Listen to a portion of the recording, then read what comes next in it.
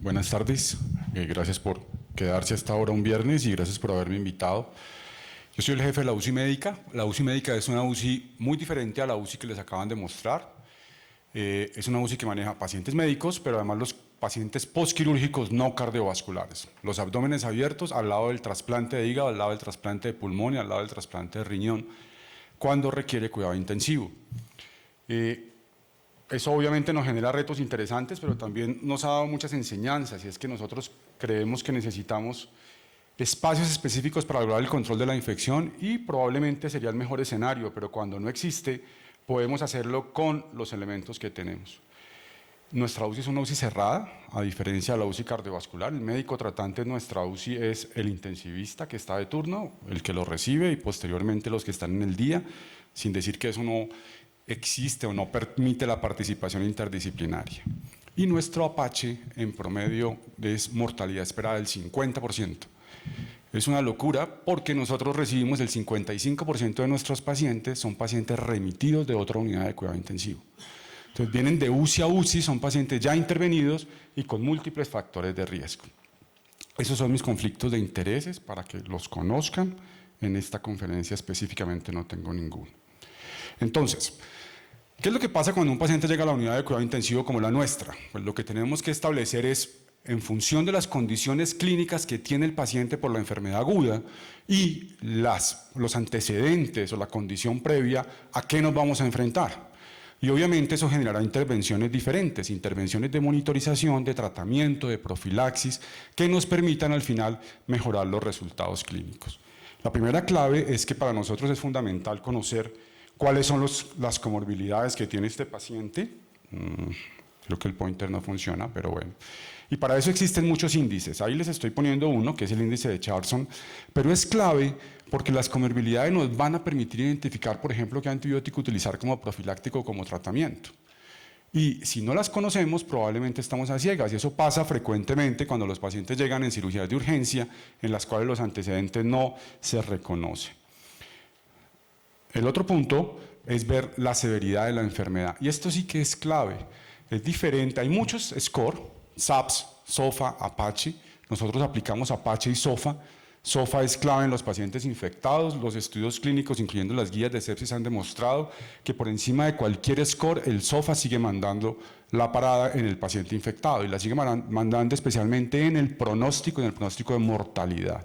Evaluar el SOFA al ingreso y evaluar el SOFA a las 48 horas nos permite definir ante qué nos estamos enfrentando. El otro punto es la sedación.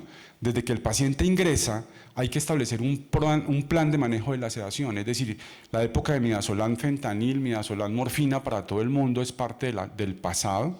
Una sedación inadecuada predispone a aparición, por ejemplo, de delirium. El delirium es un predictor independiente de mortalidad. Pero además de eso impacta el tiempo en ventilación mecánica y la aparición de infecciones asociadas, especialmente las infecciones respiratorias. Entonces, con base en la estrategia, claro, si el paciente llega con noradrenalina 0.6, vasopresina 4, adrenalina 0.5, requiriendo 306 lactato de 10, pues nadie va a querer tenerlo despierto. Pero si un paciente que llega en muy buenas condiciones, bajo soporte vasopresor, y pensamos que lo vamos a retirar tempranamente, pues muy buena analgesia y probablemente un medicamento que lo deje respirar de manera espontánea para sacarlo tempranamente. La albúmina ha sido muy discutida, sí o no, la tomamos porque hace parte del Apache, pero ahora les muestro algunos estudios en los que a veces hasta sale de manera contradictoria que si el paciente está hipoaluminémico podría tener mejores resultados. Y obviamente el tipo de infección al que estamos enfrentados es clave. Y eso sí que es clave porque vamos a ver qué es lo que está pasando en resistencia en los pacientes quirúrgicos aún en nuestro país. El otro punto es el tipo de ventilación mecánica que el paciente requiere y la severidad del compromiso respiratorio, porque eso también va a establecer pronóstico, y obviamente la nutrición, que es clave. El momento del inicio, la vía de nutrición, que los cirujanos cuando el paciente llegue, si necesitaba una sonda avanzada, ya la traiga avanzada, que si el paciente necesitaba tomarle cultivos, se los haya tomado. Yo recuerdo cuando era residente o fellow, era la pelea con los cirujanos para que tomaran el cultivo, pero por favor, quinto lavado y ni un solo cultivo. Creo que eso ya es parte del pasado y hay mucha conciencia hoy de lo que estamos enfrentando. Quiero que por favor vean en esta tabla la segunda parte donde dice predictores, porque esto no funcionó. donde dice cuáles son los predictores y al lado derecho cuáles son los predictores que realmente impactan la sobrevida. De todo lo que les acabo de mostrar, obviamente el índice de comorbilidad o el índice de severidad, pues nos van a decir qué tan grave está el paciente. Si estoy más grave, pues me muero más. Tengo más apache, más riesgo de morirme. Pero hay dos factores que son claves y es el tiempo que el paciente dure en ventilación mecánica y la presencia o no de infección. Y ante la presencia o no de infección, la decisión que se haya tomado con el tratamiento antibiótico empírico. Porque después de que ustedes ponen el tratamiento antibiótico, cada hora disminuye el 12% la posibilidad de que nosotros aislemos un germen. Pero además, si se equivocan en la elección del tratamiento antibiótico empírico, van a impactar en el mejor de los casos hasta un 20% la mortalidad. Entonces es muy importante conocer cuál sería el tratamiento antibiótico de elección y por eso me voy a focalizar en esos dos puntos, ventilación mecánica general y manejo de infecciones. Entonces, en ventilación mecánica, de forma estandarizada en todos los pacientes, hoy decimos hay que hacer estrategias de ventilación protectora, que son muchas cosas, bajos volúmenes corrientes, baja presión meseta, bajo delta de presión o driving pressure, bueno, una serie de factores que ya se empiezan a estudiar en salas de cirugía. Es decir, lo que nosotros vemos en el pulmón, cuando el paciente llega por cualquier razón de una cirugía, es probablemente el reflejo de lo que el anestesiólogo pudo desarrollar en ventilación mecánica. Hoy las máquinas de anestesia ya traen PIP. Anteriormente no traían PIP, entonces todos los pacientes llegaban con atelectasias o desreclutados, expuestos a fracciones inspiradas de oxígeno muy elevadas. Pero en general, lo que nosotros tenemos en la mente es que si el paciente tiene un volumen corriente entre 6 y 8 y un PIP entre 8 y 10, probablemente en el trazo operatorio probablemente no vamos a tener muchos problemas. Hay mucha evidencia respecto al tema, aquí les puedo citar en el número de artículos, pero quiero focalizarme en esto, y es que cuando el paciente llega a la unidad de cuidado intensivo, para nosotros establecer cuál es el riesgo de complicaciones pulmonares, hay también muchos scores, nosotros utilizamos el ARISCAT, que es la edad, la saturación de oxígeno previa al procedimiento quirúrgico, factores de riesgo como infección respiratoria previa, que el paciente estuviera anémico y si la cirugía es o no de urgencia. ¿Dónde se operó? Es diferente operar el abdomen que el tórax, obviamente. ¿Y cuánto tiempo duró la cirugía? Eso nos va a dar una serie de puntajes y a partir de ahí nosotros ya podemos definir, por ejemplo, si este paciente va a tener un puntaje que va a estar por encima de 100, pues no vamos a pensar en ponerlo en respiración espontánea de entrada, porque probablemente este paciente no va a tener una evolución satisfactoria en las primeras 24 o 48 horas. Ahora, también depende del procedimiento quirúrgico. Es diferente una cirugía de aorta, del tracto gastrointestinal bajo o trasplantes o los pacientes que tienen procedimientos hepatobiliares. Es muy llamativo que en todos los estudios que se ven, por ejemplo, los trasplantes, que son los pacientes inmunosuprimidos que reciben una gran carga de medicamentos, son los pacientes que menos infectan en las estancias hospitalarias en los pacientes con especialmente cuando son procedimientos intraabdominales.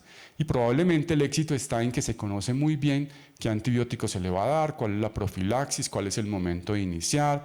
El anestesiólogo no se le olvida ponerle la segunda dosis, entonces la primera la recibe cuando se prepara el paciente en la UCI o en la unidad de trasplantes, la segunda la recibe en sala de cirugía y todo el mundo está muy atento. Pero en los otros pacientes pasan a veces 12 horas y el paciente aún no recibe la segunda dosis de antibiótico que ustedes han tomado la decisión. Entonces, para nosotros es clave esto, saber qué volumen corriente, qué PIP y un dato que es muy importante, qué parámetros han demostrado tener impacto en el desenlace de los pacientes posquirúrgicos en complicaciones pulmonares, además del bajo volumen corriente del PIP, el driving pressure, que es simplemente restar la presión plató del PIP que tiene el paciente, meseta menos PIP y eso da un número. No sabemos muy bien cuál es el número, pareciera que esté por debajo de 19, otros estudios dicen 15, pero ese es un dato que es clave. Entonces, cuando ustedes vayan a las unidades de cuidado intensivo a ver a sus pacientes, pregunten con qué volumen corriente se está manejando, qué PIP tiene y qué driving pressure tiene. Y eso les va a generar mucha información. El otro punto es la infección, que es clave. Y aquí sí que es importante. La infección o el manejo de la infección no se le puede dejar al intensivista ni se le puede dejar al infectólogo. El manejo de la infección es un trabajo multidisciplinario. ¿Qué antibiótico van a poner? El infectólogo no está en el momento cuando ustedes deciden qué antibiótico empírico poner si están en salas de cirugía. Probablemente si es una infección intrahospitalaria, ustedes conocen la epidemiología local y es mucho más sencillo tomar la decisión. Pero cuando el paciente les llega, tienen que saber qué poner. Si aún es ampicilina sulbactam, o lo que es ahora piptazo para todo el mundo, que tampoco es así. Porque entonces la piptazo, el porcentaje de resistencia en nuestro país está por encima del 30% ya, porque se le pone piptazo a la infección urinaria, piptazo a la infección intraabdominal, piptazo a la neumonía adquirida en comunidad, piptazo a la infección del sitio operatorio, piptazo para todo. Lo que antes era clindagenta o ampigenta ahora es piptazo para todo, porque además es muy fácil y decimos que cubre anaerobios. Pero miren ese dato que está en color naranja en la parte superior. Se espera que en el año 2050 10 millones de personas se mueran porque no tenemos que ponerle. Y hoy en día lo vemos. Nosotros en la unidad médica, por lo menos casi que de manera diaria, tenemos pacientes con gérmenes KPC, que le ponemos carbapenémicos y polimixina porque no tenemos más que ponerle. Porque por definición KPC pues es resistencia a los carbapenémicos, pero nos toca ponerle porque no tenemos alternativa. Y miren la resistencia cómo aumenta y obviamente los costos cómo se impactan. Estos son probablemente los gérmenes que más frecuentemente producen resistencia y los que tanto el CDC como la Organización Mundial de la Salud han llamado la atención para que por favor se tenga cuidado con el uso de antibióticos. Recuerden que hace 6 años ya la OMS le dio $1.000 millones a cada laboratorio que iba a desarrollar investigación en antibióticos y ahora vamos a ver cuáles son los resultados. Esta es la evolución que han tenido los antibióticos desde ampicilina y miren cómo se ha evolucionado la resistencia de cepas salvajes a productoras de betalactamasa de espectro extendido y el gran problema que tenemos hoy en día que son las carbapenemasas. Hay carbapenemasas en Colombia, en todas partes hay. Donde se busca, hay. Lo que pasa es que obviamente toca tener laboratorios de microbiología muy bien entrenados y con muy buena tecnología para que los identifiquen, pero en todas partes hay. El promedio en Colombia es que estamos en el 18%. Hay áreas del país que pueden llegar hasta un 30% y hay hospitales que están alrededor del 40%. Estos son los nuevos antibióticos que hay. En Colombia, ceftolozano tazobactam ya entró, no cubre KPC, es tal vez el mejor antibiótico que hay hoy en día disponible para el cubrimiento de Pseudomonas. Y ceftibactam, que llega el próximo mes a nuestro país, que sí cubre KPC, pero en el abdomen siempre hay que combinarlo con metronidazol. Estos son nombres con los cuales ustedes se tienen que familiarizar porque son casi todos los estudios más fuertes están en neumonía asociada a ventilador, pero especialmente en infección intraabdominal, que es tal vez uno de los grandes dolores de cabeza. Entonces, ceftibactam y meropenem-bavarbactam es una de las grandes opciones. Estas son dos opciones que probablemente llegarán en los próximos años a nuestro país.